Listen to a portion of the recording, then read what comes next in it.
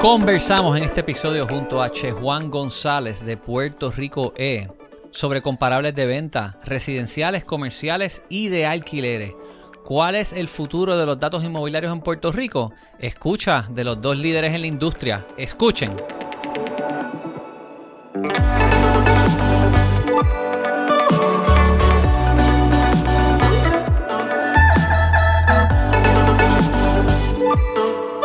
En este episodio número 82 me acompaña Fernando Rodríguez. Saludos, buenos días.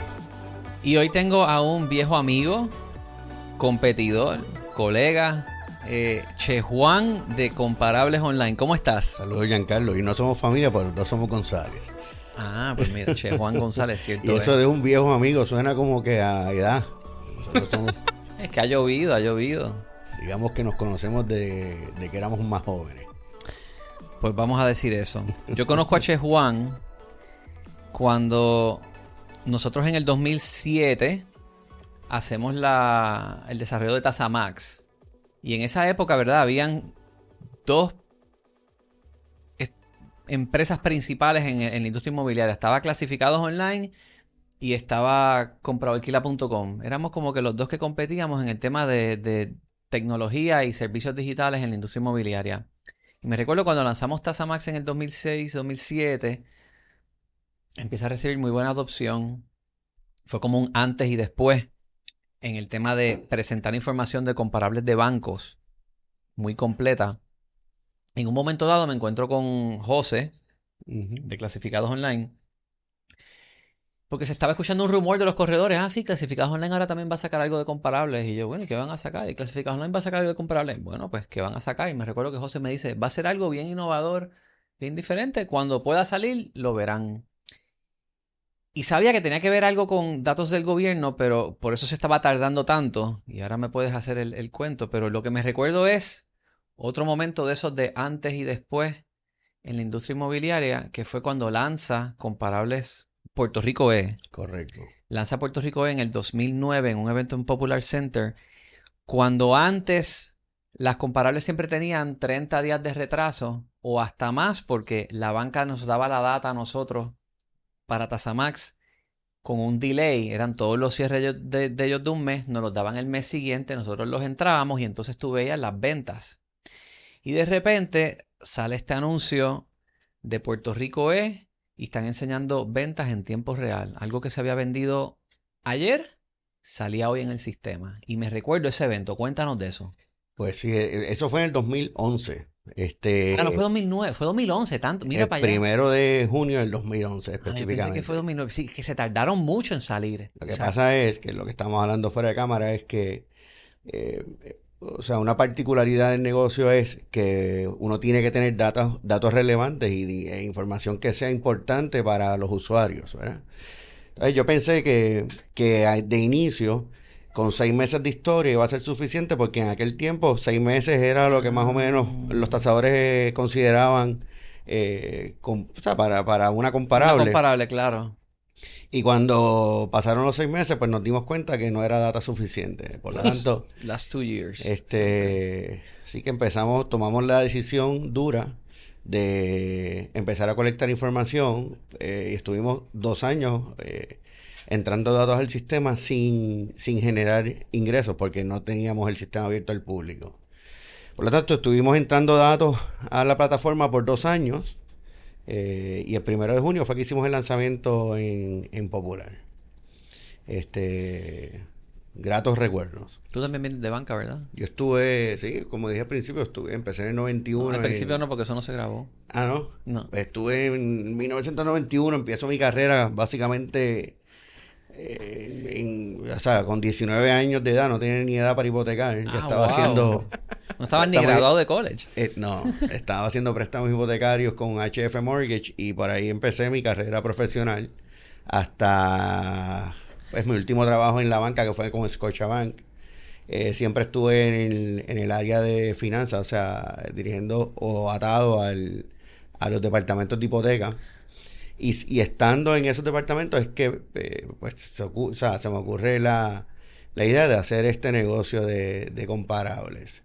O sea, que tú estuviste desde el 91, tuviste el crecimiento inmobiliario hasta la caída. Correcto. Sí, sí. O sea, yo empecé en hipotecas cuando el internet era dial-up. O sea, O sea, que tú viste lo bonito y lo feo correcto. O sea, de- desde que cuando empieza el internet, Antes de eso se daban, las comparables llegaban en un en CD. un libro. En un libro. Antes era un libro que producía Luis Abreu, que todavía existe. Hoy ellos tienen una plataforma en internet.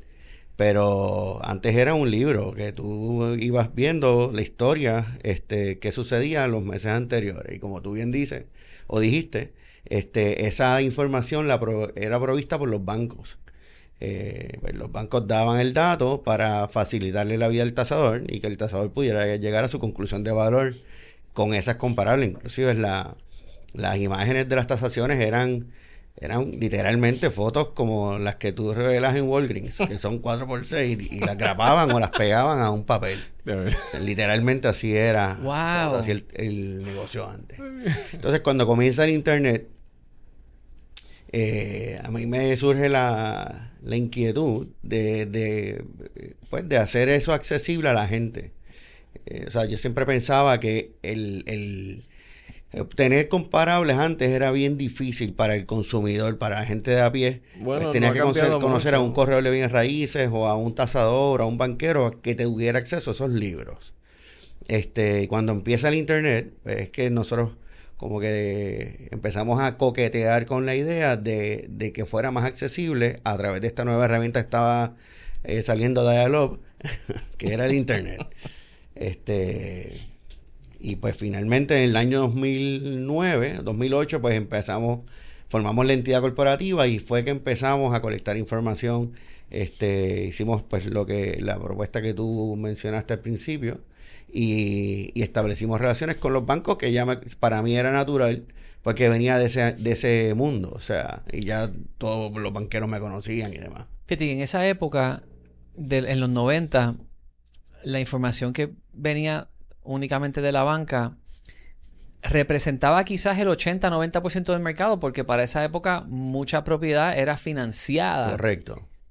Pero ¿qué ocurre? Después de la caída en el 2006, 2007, 2008, 2010, 11, 12, empieza a haber mucha venta cash, ¿verdad? El mercado cae, los valores bajan y empieza mucha venta cash. Y de repente tener solamente información proveyendo de las hipotecas no era representativa del mercado. No, de hecho, hoy día, como bien dice Fernando, o sea, con la desaparición de distintas entidades bancarias, también, o sea, las fuentes de financiamiento son diversas. Y hoy día yo te puedo decir que las entidades supervisadas por los CIF probablemente financian menos de un 30% de la totalidad del mercado. Correcto. O sea, Wow, pues tan menos. Yo hubiera sí. dicho 40, Bueno, 45. yo estoy seguro que es menos de un 30%. Correcto. Lo que se está financiando por hipoteca. Sí. Lo que es financiado a través de entidades supervisadas por los CIF. O sea, ahí no están las cooperativas. Correcto. Exacto. Las otras fuentes de financiamiento pues son las cooperativas, pues, financiamiento privado. Hard money lending. Por eso se da mucho financiamiento privado, financiamiento entre las partes. Y hay una modalidad que se está dando que nosotros vemos con mucha frecuencia, que es cuando un comprador asume el pago de una hipoteca. Por ejemplo, que Fernando me vende su casa y yo continúo haciendo el pago de la hipoteca que él tuvo o tenía sobre esa propiedad. Como ceder la cuenta. Como si fuera a asumir la deuda. Hipotecas Correcto. asumibles. A pesar de que, pues, no necesariamente eso es del todo correcto, porque las hipotecas no necesariamente son asumibles. O sea, todas las hipotecas tienen unas cláusulas que para tú poder asumirlas tienes que ir a cualificarte con el banco, pero en muchas ocasiones eso no se da. Pero sí, o sea, menos de un 30% de lo que sucede en Puerto Rico es supervisado por los CIF. Cuando entonces ocurre lo que ocurre en el 2011, que pierdes tu fuente de información. Yo digo que el país pierde una plataforma que daba un buen servicio. tú reajustas a buscar entonces la información de registro. Nosotros, correcto. Que o por sea, suerte, eso sí, se digitalizó y gracias a digo, ya Mayra Work y su esfuerzo, correcto. se hizo un buen sistema que hoy día te puedes nutrir de él. Ya existía una plataforma donde tú puedes ver el diario. Ágora. Sí, Correcto. pero no era lo mismo. No es lo mismo que tenemos ahora, porque el registro digital, pues tú puedes ver inclusive la escritura y puedes validar si en efecto es una transacción de compraventa real o no. Pero sí, nos hicimos un reajuste del sistema y pues lo que hicimos fue básicamente un motor donde el consumidor tiene acceso y nuestros usuarios tienen acceso a toda la información de que es de dominio público y otra información que no es de dominio público, que nosotros hemos invertido en programación para traerla, Tú para tienes llevarla. una comunidad que Y contribuye y información. hacemos un motor donde están todos en un solo lugar. O sea, digo, el CRIM, por ejemplo, es cliente nuestro. O sea, los tasadores del CRIM utilizan nuestra plataforma para hacer las tasaciones o sea, Contributivo. de inmuebles para propósitos de contribuciones, correcto. Y tú también tienes una comunidad que contribuyen. O sea, si el tasador de una propiedad De acuerdo. Ve una venta en el registro y usa tu sistema, él viene y le añade información y tienes Correcto. personas que te nutren, Y que no se obtendría de ninguna otra manera. Ese es uno de los buenos valores que yo le veo a tu sistema. El crowdsourcing que tú haces. Y hay usuarios que colaboran proveyendo datos, por ejemplo, de ventas cash o de ventas que no fueron presentadas al registro necesariamente. Esa data nosotros la tenemos, ¿ves? Pues porque y la realidad es que nuestros usuarios se han dado cuenta que tener acceso a esa información, a ese dato, es importante porque eso ayuda a otros colegas a que La puedan marea que sube valorizar. levanta todos los botes. Correcto. Y cuando yo digo que no necesariamente son presentadas a registros, porque tú sabes que la ley en Puerto Rico no requiere la presentación de una escritura cuando hay una venta que no tiene financiamiento. O sea, la presentación es voluntaria. O tu propio. Y muchas veces nosotros tenemos ese dato en nuestro sistema porque lo valida una escritura que obra en el protocolo de un abogado, o sea, que está en la obra notarial de un abogado. Esos datos nosotros sí los tenemos en el sistema. O sea, y eso es lo que nos hace quizás distintos a la competencia. Por ejemplo, nosotros tenemos ya, si mal no recuerdo, sobre 530,000 récords de historia de los últimos 20 y pico de años, 24, 25 años. Y la venta más reciente, todavía tenemos ventas del día de ayer. O sea, ese modelo de negocio, gracias a Dios, lo pudimos mantener, a pesar de que no tenemos la conexión directa necesariamente como la teníamos antes. Pero sí, mantenemos el dato actualizado básicamente casi al día. Fíjate, aquí yo corro todos los ETLs míos una vez a la semana. O sea, yo actualizo semanal. Tú actualizas todos los días, bello. Una pregunta, háblame de María, cuando se cae el registro. Bueno, nosotros, cuando vino María, yo creo que todos los negocios de tecnología pensaron que ese era el fin. El fin. El acabose. Y no solamente de tecnología, sino real estate, todos los negocios. La banca se paralizó, se paralizó el país, vamos. Pero anyway, sabíamos que iba a haber una recuperación en algún momento. También te puedo hablar de otro evento que quizás no fue tan desastroso o catastrófico como María, pero el lockdown. Pero con María el registro se cayó y lo levantaron en Mayagüez. De lo que tú observaste, o sea, se mantuvo toda la integridad de la data. Sí. Se recuerda que el registro le da publicidad a los documentos, pero al final del día la titularidad la otorga la escritura que obra en el protocolo del notario. O sea, que yo no creo que hubo mayores tropiezos con la integridad de la data durante ese tiempo.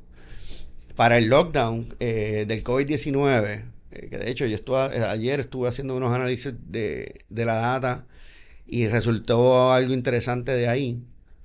Recordamos que para el lockdown no se supone que hubiese Escritura. se hubiesen dado escritura y nosotros, o sea, yo tengo datos que evidencian que hubo cierres hipotecarios durante el lockdown. Así que no hubo un detente de la actividad inmobiliaria per se. Pero el dato interesante que surge, Giancarlo, es previo a la pandemia, es que obviamente sabemos que el año 2021 fue un año récord en términos de cantidad de transacciones. Sin embargo, prepandemia, los años prepandemia, entiéndase 2018 y 2019, nosotros vimos, o sea, ayer lo pudimos percatar, que la cantidad de ejecuciones era, digamos, el 28%, 20 y pico por ciento del mercado. Hoy, primer trimestre de 2024, eso ha bajado a 7.5%. Yo quiero que repitas eso, porque la gente... Sí, espérate. Vamos a repetir eso. Porque hay gente que piensa que el mercado se va a escogotar. Pero estamos hablando con los datos. Ejecuciones. Antes del... O sea, previo a la pandemia,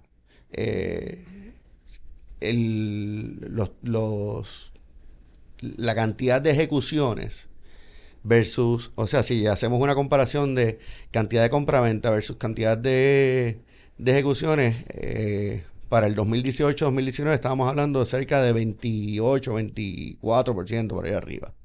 En cambio, una vez sucede la pandemia, llega el COVID-19, empiezan las moratorias, los bancos hacen un reajuste, eso también tiene que ver con los guidelines de underwriting, pasada la crisis inmobiliaria. Hoy día tenemos un consumidor más informado por plataformas como pues la nuestra, comparables online, Urbital, Abreu, Tasamax. O sea, tenemos el consumidor tiene acceso a más data, más información, un consumidor más educado. Pues vemos que la cantidad de ejecuciones ha disminuido dramáticamente. O sea, estamos hablando de un 7% para el primer trimestre del 2024. Que son sumamente saludables. Claro, eso denota una solidez en el mercado inmobiliario brutal en Puerto Rico. Exactamente. Y eso son buenas noticias. O sea, yo creo que eso son cosas que uno tiene que decir para que la gente confíe en que el momento para vender no necesariamente pasó. O sea, estamos en un buen momento en el mercado inmobiliario. Una pregunta. Nosotros hemos tenido aquí a todo tipo de profesional. Nadie anticipaba el boom en los precios que vieron. Tú que veías datos históricos, ¿verdad? Y viene la pandemia. ¿Cuánto te sorprendió ver de repente esos unicorn years, esa alza del 2020? ¿Te anticipaste algo o te tomó por sorpresa? Me tomó por sorpresa el punto que uno de los episodios de ustedes estaban hablando no recuerdo bien con quién era el invitado, pero estaban hablando de las casas que estaban underwater. Y yo fui uno de esos. O sea, yo tuve una propiedad que estaba underwater y pensé que iba a estar ahí por lo menos 15 años. Y de repente vino la pandemia, obviamente por el sistema que pues manejo, pues me doy cuenta cuando la curva empieza sorprendentemente a elevarse y ahí yo decido vender y vendí súper bien. Hoy día está perfecto. Si miro atrás y digo, hubiera esperado 2 o 3 añitos más, hubiese hecho 200,000 pesos más. Pero pues qué bien por el que me compró la casa, que tiene un equity brutal. O sea, yo creo que yo pues aproveché el momento, pero a tu pregunta, no lo veí venir. Al igual que la gente comenta o se decía que iba a venir una debacle en términos de la cantidad de ejecuciones, después que se... Con las moratorias, cuando se fueron las moratorias, hablaban de una debacle, sí. Eso no lo estamos viendo. No. Y también para mí, o sea, yo quizás fui uno de esos que decía o que pensaba que venía esa avalancha de ejecuciones y eso no es lo que estamos viendo. Pero fíjate, afortunadamente. Si se habla de una, y vamos a ir a algo que particularmente yo creo que tú ofreces mejor que muchos otros, porque Urbital está bien enfocada en casas, apartamentos, temas residencial. Tú has trabajado también en el sector comercial. Sí. Y se habla sobre una crisis que hay en Estados Unidos de los préstamos comerciales, del tema del working from home. Hay edificios vacíos allá. He tenido en entrevistas aquí a profesionales como Ryan Christiansen que me ha dicho, mira, aquí en Puerto Rico pues eso no se ha visto por diferentes razones. ¿Qué tú has observado en el tema Estoy de comercial? acuerdo con Ryan. O sea, no, esa, eso es otra de las cosas que se comentaba, ¿ves? Sí. Que iban a haber muchos elefantes blancos, edificios comerciales vacíos, y eso no se está viendo.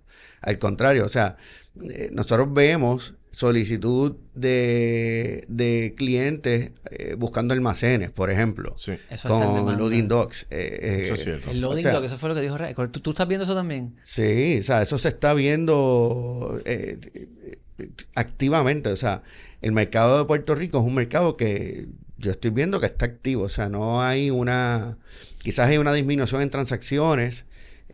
Yo entiendo que eso se debe a que muchas veces los vendedores están esperando un comprador milagroso, por no decir ¿Y si viene un loco y me los da? Exactamente. Y ponen precios que son ridículos. O sea, entonces, ¿qué pasa? En los podcasts, Fernando muy bien dice que si tú priceas bien el inmueble, el mismo mercado se va a ir diciendo. Oye, no sabía que tú eras tan fan de este podcast. Sí, no, yo escucho. Oye, para uno tiene que estar al día.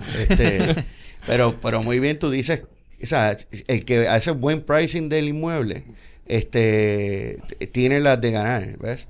Y de igual manera, el que pricea mal, pues lo que hace es quemar una propiedad y no la va a vender nunca. O sea, todo es location, location, location, pero también tiene que hacer precio. O sea, tú tienes que hacer, ver las cosas desde la justa perspectiva, y para eso estamos nosotros. O sea, muchas veces, muchos tasadores tienen que, no sé si has compartido, bueno, Daniel, sé que viene aquí con frecuencia, Daniel Rivera, un abrazo para el Daniel, mi gran amigo. Y me ha dicho que él ha llegado a tasar, y el cliente le dice, estas son las comparables, y usualmente son comparables provistas por nosotros. Pero eso es bueno, eso quiere decir que el usuario se está educando, está escuchando este programa. Ahorita hablábamos fuera de cámara que, o sea, la audiencia tuya ha crecido bárbaramente.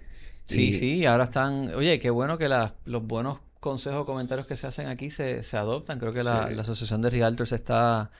Así, no quiero darme crédito de que soy... Pero qué bueno escuchar que están analizando la Ley 10 para hacer recomendaciones y las aportaciones que yo pueda hacer. Para eso es este espacio, para hablar con gente...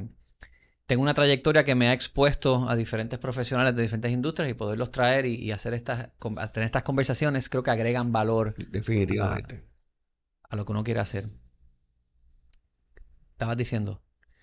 No, pues o sea, que nuestra plataforma lo que ha hecho es ayudar al consumidor a establecer, o sea, a conocer mejor el mercado y saber bien dónde está parado. Hay quien nos sigue la recomendación que el mercado está diciendo, y hay quien pues vive en una nube esperando a un loco que venga y le pague lo que quieren, el precio que quieren establecer. Una pregunta. Si hay una necesidad aquí, creo que es en información de alquileres. Correcto. ¿Has mirado algo ahí? Lo que pasa es que Vamos a o hablar sea, de eso, porque a mí me lo abrir- piden también y yo digo, mano, ¿cómo resolver el problema de los alquileres? eso es bien difícil de resolver, salvo que haya un registro o o sea, algo contra qué validar, ¿ves? Los contratos. Por eso, pero no hay un registro público de contratos. O sea, que los realtors hagan un registro público de todos los contratos de alquileres que tienen.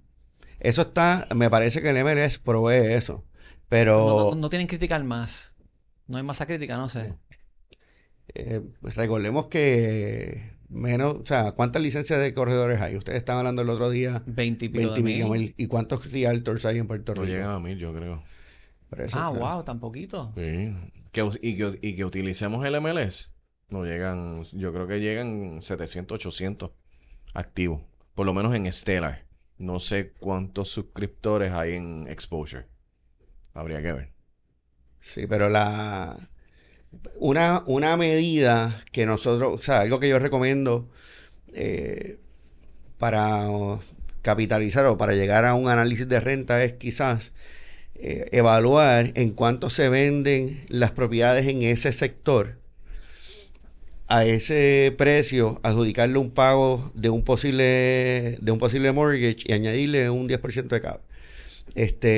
Y eso pudiera ser una fórmula que pudiera ser alguna guía, ¿ves?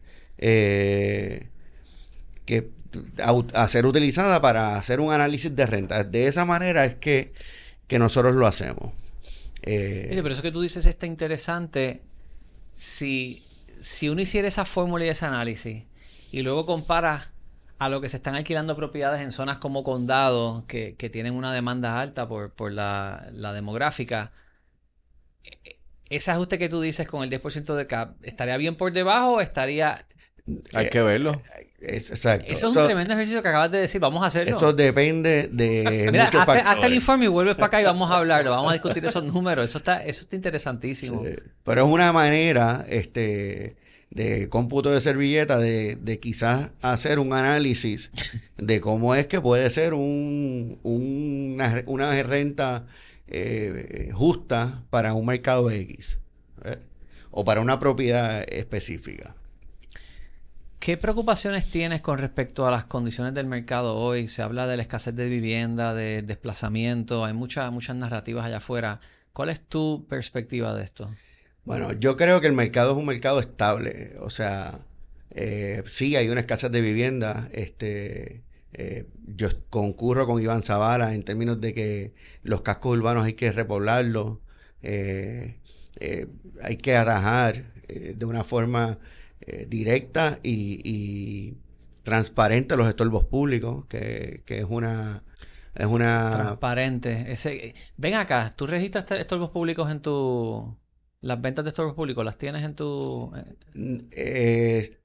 Todo lo que se vende en Puerto Rico nosotros lo tenemos. Bueno, Claro, sí, porque él recibe todo el Sí. registro de la Está de propiedad. registro, pero se ve cuando se vendió como estorbo público. No, No porque sé. no se hace una diferencia. Exactamente. O sea, la única manera en la que uno puede determinar si es un estorbo o no es por La escritura.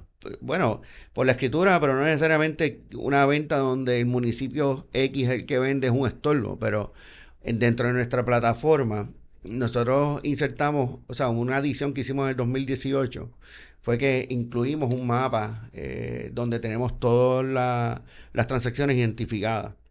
Dentro de ese mapa, inclusive, hacemos un análisis de cuánto es el GLA aproximado para cada estructura. Y eso lo hacemos por programación, o sea, medimos largo por ancho por alto y hacemos una estimación de cuánto puede ser el GLA para esa propiedad específica, pero obviamente no es una medida certera porque yo no sé si dentro de la huella que estamos viendo en el mapa hay una terraza o hay un balcón o lo que fuera, pero te da una medida bastante aproximada. Ahora bien, esa herramienta es sumamente útil para identificar propiedades comerciales o propiedades que fueron estorbos públicos porque tenemos, o sea, tú puedes ver mapas en Satellite View o inclusive puedes ver Street View y pararte de frente a la propiedad y ver cómo estaba digamos, cuando la foto de Google Maps fue tomada. Y muchas veces podemos identificar ventas de estorbos de esa manera. O sea, la herramienta que nosotros implementamos del mapa fue un game changer para nosotros. Porque pues te permite una visibilidad del mercado, o sea, mucho más amplia, mucho más allá de simplemente ver un grid view. Definitivamente. O sea, cuando tú Eso vas no al se veía mapa es otra cosa. De hecho, si tú vas bien detallado porque marcas el punto de la propiedad. Correcto. Una cosa que, a diferencia de eso, como yo lo hice con Urbital, fue el polígono de la urbanización o del condominio o del walk-up y agrego todo ahí. Yo no te digo necesariamente la propiedad exacta, pero te puedo decir en esa urbanización lo que ocurre y las asocio todas a ese polígono. Pero el punto exacto no lo publico. Nosotros lo tenemos de esa forma en los condominios, pero en lo que son detached, tenemos, como tú bien dices, el punto específico. Y es bien interesante porque tú puedes inclusive, hay veces que te iba a mencionar ahorita, que nosotros comenzamos siendo un sistema de comparables de real estate y migramos a hacer un sistema de información de bienes raíces. ¿Por qué? Porque en un momento dado decidimos incluir las propiedades que se reposan en los tribunales y las propiedades que son objeto o fueron objeto de una demanda en cobro de dinero y ejecución de hipoteca. ¿Y por qué hicimos eso? Porque es información relevante del mercado. Sí, Por Claro, ejemplo, los edictos. sí, bueno, los edictos, Los- pero publicamos cuando se da la subasta, o sea, y el precio por el cual se da la subasta en el tribunal. Eh, Eso es información relevante del mercado porque digamos que Fernando está haciendo un análisis para vender una propiedad, qué sé yo, en la urbanización Monteclaro, que es donde vive mi mamá. Y de repente tú estás viendo que en esa urbanización hay, digamos, 220 unidades y de esas hay 20 en ejecución y hay Sí, 15 eso demandas radicadas, pues, oye, algo está pasando Ajá. en ese Y tú mercado. no te quieres meter ahí. Correcto, o hay que mirar de cerca qué está pasando ahí, ¿ves? Por eso es un indicador del mercado que nosotros entendemos que es importante. Ciertamente. Y eso lo hicimos por mi manía de cuando era banquero. Que es interesante tener ese dato cuando se va a tomar una decisión de crédito sobre o sea, sobre una persona que te está ofreciendo un inmueble en garantía. Sí que ese dato, pues, por eso es que yo digo que dejamos de ser un sistema de comparables para convertir en un sistema de información de real estate. Entonces, cuando tú vas al mapa, tú puedes ver la historia de un lugar específico. Puedes ver, por ejemplo, una propiedad con 3 puntos de distintos colores. Eso quiere decir que la propiedad fue objeto de una demanda. Finalmente se ejecutó por conducto de una venta judicial en el tribunal y se revendió a un tercero. Ven acá, hablando de entonces de, ¿verdad? Eh, Proveer información sobre el mercado. ¿Has mirado el Single Business Portal, el sistema de Sí, los permisos? sí, sí. Ok, ese sistema yo personalmente tengo muchos issues con él. Bueno, Creo, déjalo que él dé su opinión. voy ahora, déjame hacer mi entrada, déjame reventarme Pero es en que la yo... madre a los al reguero que hicieron. Pero una propiedad comercial que tenía un permiso de uso antes, si el tipo de negocio no cambiaba, ese permiso de uso se quedaba Perpetuo. perpetuo y es un valor que tiene la propiedad. Con el permiso único que renueva anualmente, creo que han habido impactos en valores de propiedades comerciales por el issue de cómo se manejan este permiso. ¿Qué es lo que tú has visto? Lo que pasa es que no, o sea, para mí es difícil hablar de valores. O sea, yo trato de no utilizar esa palabra, No, no se sacarla puede. fuera del Sí, diccionario. ya nos regañan. Porque yo puedo hablar de precios y no necesariamente, o sea, eso, como tú bien dices, es un factor, pero es un factor de muchos puntos que un tasador o un valor profesional tiene que ver para llegar a una conclusión de valor. Por lo tanto, decir que, o sea, yo no diría categóricamente que eso ha afectado los precios o los valores. Pero sí es algo que hay que mirar de cerca, ¿ves? Pero no creo que sea un impacto directo al mercado específico de transacciones comerciales por el hecho de cómo se está utilizando la plataforma. Ok, te hago otra pregunta por otro tema. Hablando ahora un poquito sobre los short-term rentals. Yo vi en... Todas las ciudades han regulado, controlado esto de alguna manera. En Hawái, por ejemplo, tienen un GIS donde mapan por zonas qué zonas pueden tener short term y qué zonas no. Y hasta lo están restringiendo. ¿Qué estás viendo en el tema de alquileres a corto plazo? Si tienes alguna opinión sobre esto. Bueno, nosotros no los tenemos en la plataforma. Yo sí sé que muchas transacciones que se dan eventualmente se convierten en short-term rentals. Pero, o sea, yo creo que la iniciativa que está llevando a cabo el municipio de San Juan es la correcta.